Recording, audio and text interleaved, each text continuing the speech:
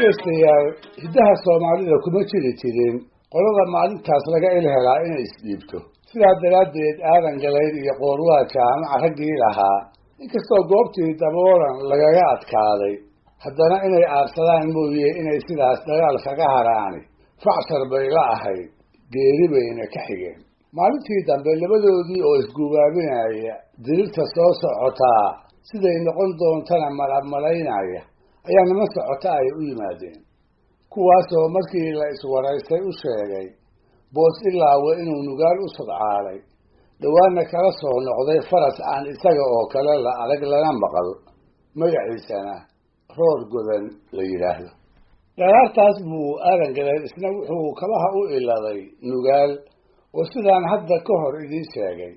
fardaha waxaan loo doonan jiray wuxuu ka jiriyey ceebtii daboolan faras ka mayra isla ninkii farda wanaagga lagu bartay ee roor godan uu boos ka soo gadan jiray ayuu abbaaray markii ay kulmeenna ninkii baa ku yidhi aadanow faraska aan kaa gadaayo wixii aan ku idhaahdo haddii aad iga siinayso aniguna ballan baan kula gelaya aadanna wuxuu ku jawaabay hawraarsan iyo guddoon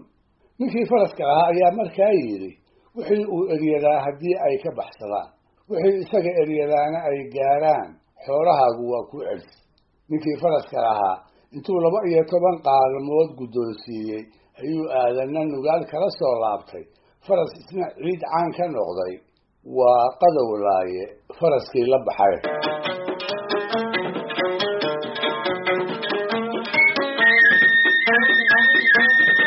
galayd iyo raggiisii shirba isugu yimaadeen su-aashii ahayd boos ilaawe ayaynu ku beegnaa ayaa mar kale la isla soo qaaday aadan galayd wuxuu yidhi aniga iyo boos isu kaaya daaya oo 3 arrimood dartood iigu beega waa midda koowaad ee faraska iyo qadowlaaye wuxuu eryadaa kama baxsadaan wixii eryadaana ma gaaraan waa midda labaade boos waa il keliya anigase labaduba waa ii dhan yihiin waa midda saddexaade midigta oo qura ayuu boos wax ka tuuraa anigase midigta iyo bidixdooba waa isugu kaymidoo waxaan ahay laba midigle hadalkama dambayne sidaas baa lagu faataxaystay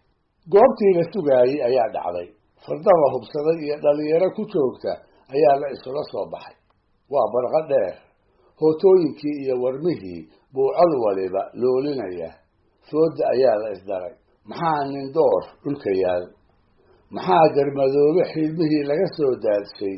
gegida jiifa maxaa keligiis goobta saqlaynaya baxdow ninkii lahaa laga tuuray goobuhuuse kala magac lehe tani waa rawax gegan dhinac waliba intii laga dilay wax kuma qiyaasan jirine kolba kii la batiyo ayay ceebta iyo magac xumadu raaci jireen waa ayaanba ayaane maantana waxaa la batiyey oo goobtii laga helay boos ilaawe nimankii uu ammaanduulaha u ahaa waa la baqa eriyey koodii la gaarana warmihii iyo eebooyinkii baa lagu boobay ninbase nin buu eeganayaaye aadan galayd ayaa meel yaro durugsan wuxuu ka arkay boos ilaawe oo ku jooga faraskiisii roor godan la baxay isna qadowlaaye intuu nadigii 2-3 jeer ku dhuftay ayuu iska daba jaray haddii uu la siman yahay oo uu maagan yahay inuu hootada meel halisa kaga dhufto ayuu qadowlaaye hore u booday isagoo u qaatay gacantii uu aadan kor u qaaday in nabadkeeda ku soo socdo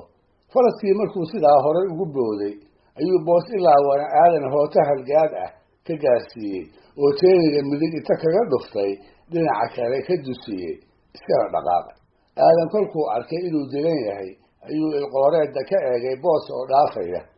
ha yeeshee isla markiiba neefkiibuu ka dhacay soo halkaasna kuma ay rumoobin weedhii qorwaa ee ahayd hooyday walle kaas baa ku dili doona waxaa la yidhi raggiisii oo bidhaanta qadowlaaye oo aan lagu joogin ay soo kicisay ayaa soo dul joogsaday caynaankii faraska ayuu weli ku dhegan yahay naf qumanise kuma jirto waxay ku yidhaahdeen war aadan bal waran sidee bay wax kuu gaareen isaga oo dhab u taahaya ayuu yidhi maxaad iga waraysanaysaan markaan tabar hayena tala ma hayn hadeeroo aan tala hayana tabar ma hayee adduun ikhatal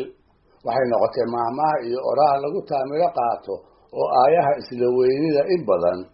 inaga baraysa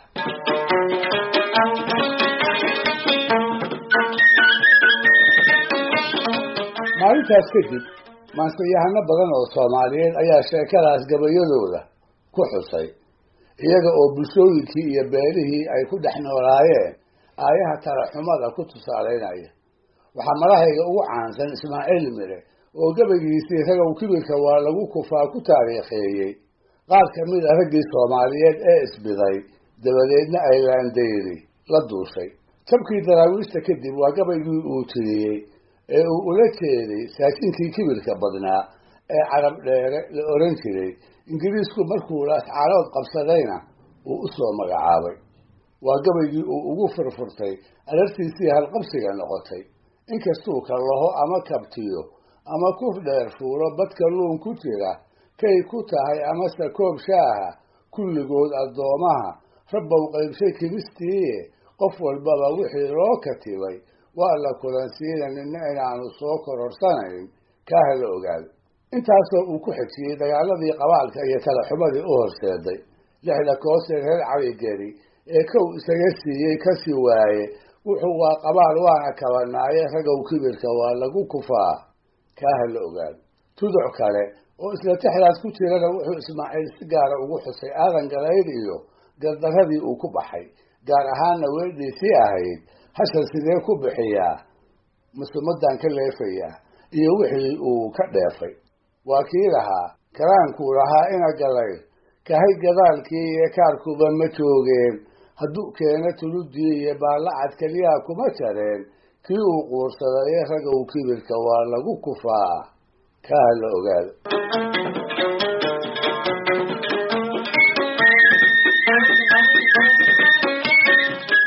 maansayahankii caanka ah ee Ayax Maxamed Dhowre la oran jiray ayaa isna sida Ismaaciil yeelay. isaga oo u dan leh niman ay wax badan degaan wadaag ahaayeen oo uu jeer qoonsaday ayuu tiriyey gabaygiisii Quursidiid la baxay. markaas buu tuducyo ka mida wuxuu si kooban ugu xusay qabaalkii uu Cumar Aji daloolin jiray iyo colaadii ka dambeysay ee lagu hoobtay aadan galayrna uu ku baxay. wuxuu yidhi qodob kalena waa duniyadee qodan ka faaleeyey majeerteen qaraabo iyo tol iyo qiimi kala waaye Caligerina xoolo iyo qab iyo waaye quruxdii iyo qaaskii ku dhacay aadan buu qaaxadii jaray ee qabaalkii furee bay lahayd waa yar qowraray. gabyaa kale oo la oran jiray Suguule Xilsi Godgod ayaa isna gabay dheer oo 1930 uu tiriyey sheekadaa ku soo qaaday. isaga oo la gasnaqsanaya ugaaskii qoladooda oo uu abaaldhac ka tirsanayay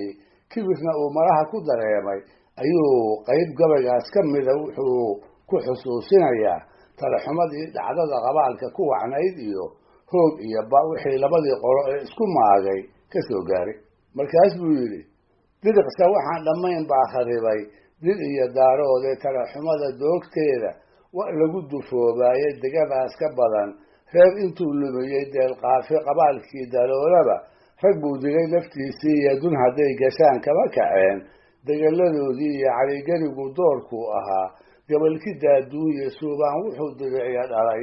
mawdka loo dadabiye rawaxii daboolan buu ku go'ay